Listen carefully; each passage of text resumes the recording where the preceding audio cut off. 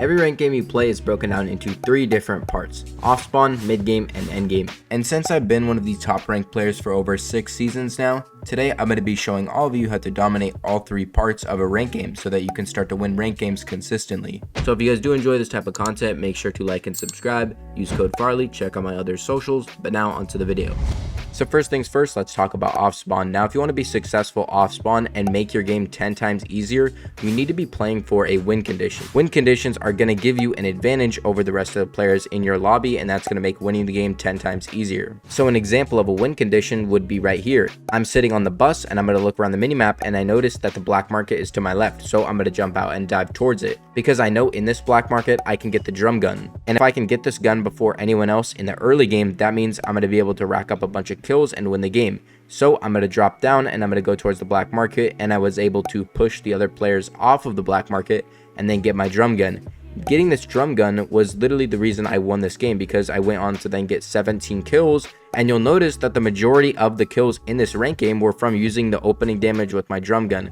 Also, by the way, I think I should mention a win condition doesn't have to be a mythic. You could just be landing at a POI with a vault, or like right here, for example, I drop at this dojo right here because it's close to the medallion. This means I get the medallion off spawn and then I'm able to win the game. So make sure no matter what, you find a win condition and you play for it. Moving on now from off spawn, let's talk about mid game. Now, the majority of the time in mid game, you are going to get shot in your back and get pushed. So it's very important to learn how to do counter damage. Now, an example of how to do this properly would be right here. As you can see, I'm sitting in a box and there's 2 other people around me, but I don't want to try and fight one of them because the other one would try and third party me. So I'm going to sit in my box and wait for one of the players to push me. Now, when this player pushes over to my box, I know he's trying to jump in, and when this player tries to jump into my box, he's going to crack me. Now, when this player cracks me, I'm not going to be able to pop my meds unless I create distance in between me and him. So I'm going to get out of that box, pull out my bat, and I'm going to use the movement I have to jump off the hill and pop my meds.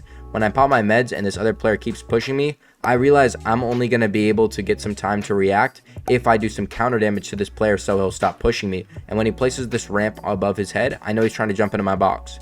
So I'm going to create an extra box of space and I'm going to place a cone. This cone is very important because what I'm going to do next is I'm going to pre-fire the player. When he goes up to my wall and swings twice, I'm going to hold out my pump, and on the second swing, I'm going to pre-fire him and hit him for 150.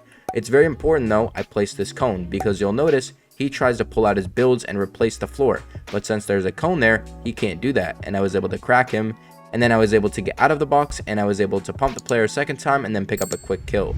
Moving on now, let's talk about one of the best ways to get guaranteed damage and end fights fast, and that is with timing of edits. Now, after I pick up this kill, notice how I'm not going to be greedy for the loot, and I'm instantly going to create an extra box of space. This is super important because this player literally instantly pushes over and tries to jump into that box. If I was sitting in this box, I'm dead. But since I create this extra space, the other player wasn't able to jump into my box, and now I'm going to make sure to switch to my metal and create extra boxes of space. Now, what I'm going to do from this point is I'm going to wait for the player to then approach my box. It's very important that I created this extra box of space because this other player is now going to push over to this box, and I'm going to let him take the roof, and I'm going to hold and edit while he's taking the roof. When I see him edit, that's when I'm going to edit, because I know he's not going to be able to shoot back at me, and I'm able to pump him and crack him. Once I crack him, now I'm going to make sure that I don't overpeak because he was looking at me, and now I'm just going to play patient and play from good angles. I'm going to spray my AR and then pull out my pump just to see if he'll peek me. When he doesn't and he edits out left, I'm just going to mammoth the floor and then pump him and pick up a quick kill. But I was only able to kill this player because I timed my edits properly and I caught the player off guard, so make sure to do this to win more fights.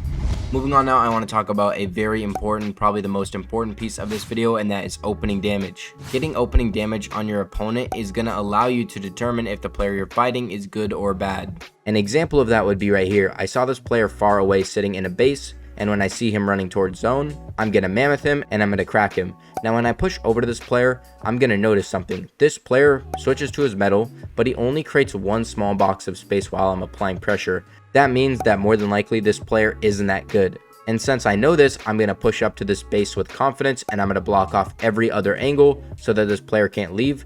Then going to apply some pressure to the roof with a right hand peek. And when I realize this player is moving down below me, I know he's just going to edit a wall below me. So I'm just going to double edit down and I'm going to pump him in the face. But I was only able to kill this player super quickly because I got that opening damage and I noticed this player wasn't that good. So make sure you're doing things like this with your opening damage. Now another question you may be asking about fighting in mid game is, what if I'm on high ping? Well, really quickly, let's show you an example of how to fight on mid to high ping. So in this fight right here, for example, this other player is going to push up to me and I realize I'm on 50 ping. So I obviously can't build fight this player, so I'm forced to box up. And when this player drops onto my box, I know I can't hold the roof. Instead of letting this player steal the cone and then edit on me, what I'm going to do is I'm going to move into this player's blind spot, and that is right below him because he can't see me if I edit out at this angle. So I'm going to edit out below him, sprint, and then side jump while pulling on my pump. As you can see, this player is still swinging on the roof while I'm side jumping. This allows me to then jump, sprint back, and crack the player. After I've cracked the player, I'm going to pull out my bat, and since this other bot is making noise, I know he's going to be distracted. So I'm going to do the exact same thing. I'm going to build under him, stay in his blind spot right below him, and I'm going to side jump with my bat while 180ing, and this is going to allow me to pump the player while he's distracted and pick up a quick kill. Even though this player had better ping than me, I learned how to go into his blind spot to catch him off guard, and I was able to pick up a kill. So make sure to do this to fight on high ping. Moving on now, let's talk about the final and most difficult part of this video, and that is endgame, and how I win ranked games consistently and how you guys can too. Now first things first, a lot of people think that to win ranked games you have to be some god fighter, but the truth is it's all about having good zone priority and positioning. If you're better positioned and you are in zone before everyone else, you are going to pick up free kills and you're either going to get a second place or you're going to win the game. Like right here in this game, for example, as you can see, I'm popping some meds and I'm going to run out of my box. When I run out of my box, I realize zone's pulling up to that hill right there, and I notice all these other people over here are distracted and they're fighting. That means if I get to zone early before everyone else, all the other players are going to be distracted fighting, and I'm going to be in a better position than all of them. And when I get up here, I'm going to build in metal and I'm going to look down with my mammoth pistol. Now once I get to this position, my whole goal isn't to kill any of the players. I want to hold them all in the back of zone and grief everyone. So all I'm going to do is I'm going to look in every direction with my mammoth pistol and I'm going to start to shoot the rest of the lobby. You'll notice that I'm cracking a bunch of different people and I'm just griefing everyone and making sure their game is tougher. And you're going to notice, since I was doing this and held all these people in the back of zone, eventually they all have to move, and I'm able to headshot one, pick up a quick kill. I'm able to shoot this other player, get him super weak, and now I hold him in the back of zone. Now after I've held all these other players in the back of zone, I hear the player behind me spring the drum gun. I know that other player is the biggest threat in the lobby, so my next goal is to grief the best player in the lobby. So I'm instantly going to turn around and I'm going to mammoth and crack this player in the back.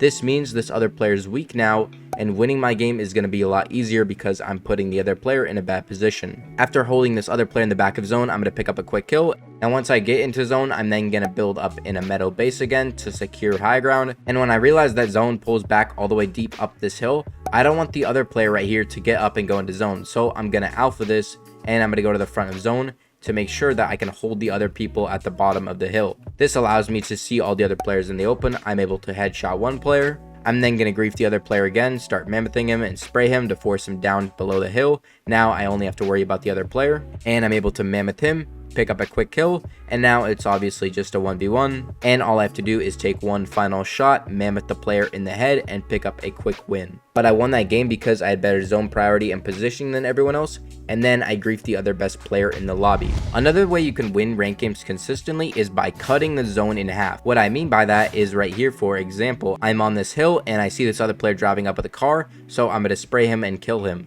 What this does now is it's going to cut the lobby in half. As you can see, zone is pulling up here and the rest of the lobby is down here. Now my whole goal from this position is to force the rest of the players into this side of zone while not letting them get over to my side. So all I'm going to do is I'm going to control the traffic. Basically all I'm going to do is spray and pressure the rest of the lobby and force them down onto low ground.